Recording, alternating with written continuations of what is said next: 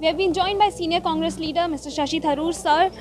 Today you have launched your new book. Many congratulations to you for that. Thank you. Sir, if we talk about your book, you have mentioned about Hindutva. Recently, a lot of debate is being going on this term.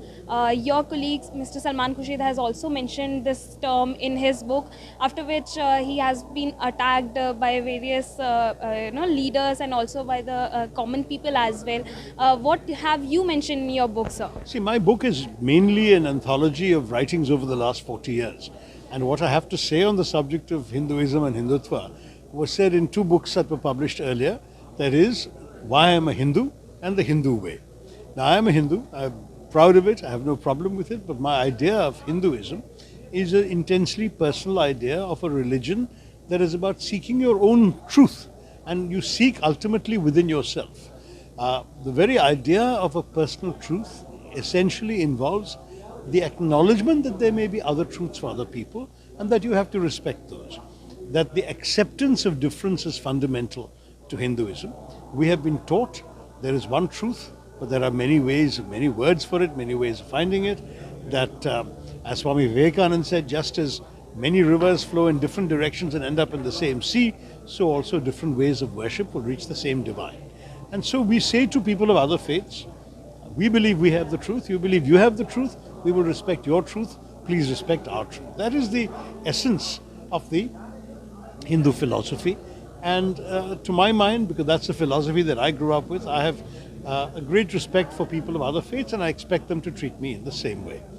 Now, what we are seeing with Hindutva is very different. It's a political ideology. It says that instead of the sort of soaring, inclusive, majestic idea of Vedanta, this faith which is ultimately about respect for the divine and respect for others and the spiritual content, instead of all of that, you have Hindutva that reduces Hinduism to a badge of identity, like that of the British football hooligan saying, this is my team and if you support another team, I'll hit you on the head.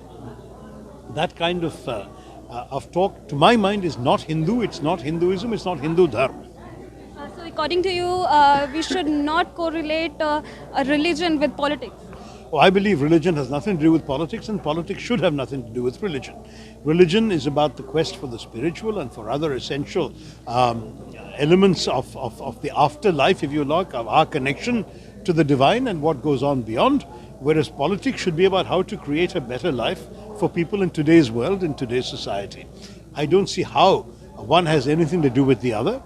Politics will not help you reach God, and God should not be interfered with by politicians. I've firmly believed that my faith has nothing to do with my politics and vice versa. And indeed, I don't believe that government and politics have any place in the temple or in the kitchen or in the bedroom. But we are ruled by people who want to put politics into everything, and I think that's wrong. Sir, but according to you, do you believe that in the present, our country, our people are taking the meaning of this term in a wrong manner? Yeah, I agree with you. I think that Hindutva is a very misleading term because there's nothing particularly Hindu about it. The Hinduism that Swami Vivekananda taught has nothing to do with Hindutva. Hindutva is all about a political ideology in a very divisive way that is using it as a very sharp tool against people of other faiths. The Hindu Dharma doesn't teach us that.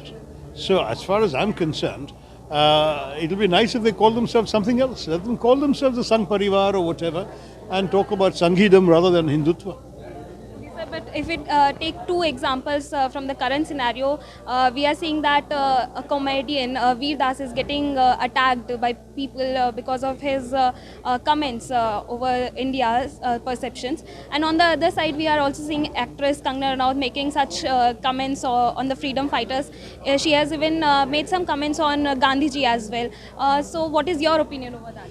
Look, I think these are both people who can speak for themselves. I feel no obligation to do that. I enjoyed what Veer Das had to say, and I was appalled by what Kangana had to say. But I leave it at that. I think, it doesn't surprise people that there are different opinions on such matters.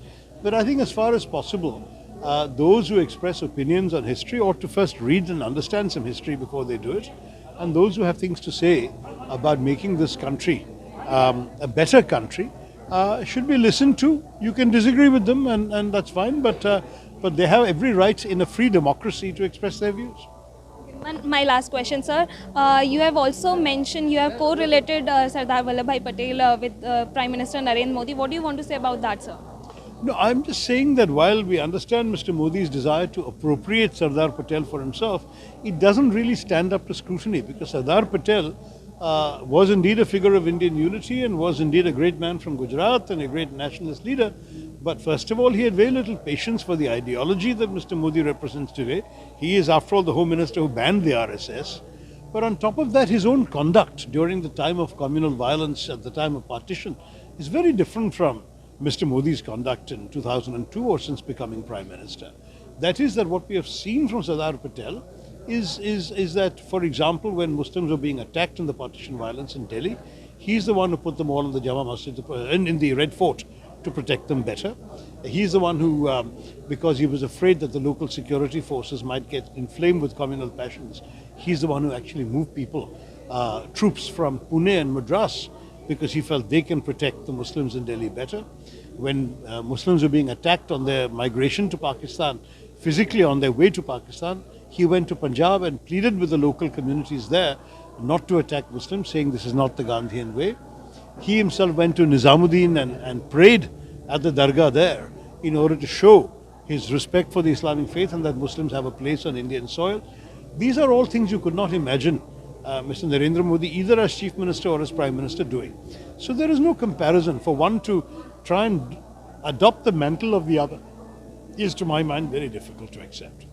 This was Congress leader Shashi Tharoor, who said that there is no place of politics in religion, and the term Hindutva and Hinduism are two different things. This is Nyamka Singh reporting from Delhi for ETV Bharat.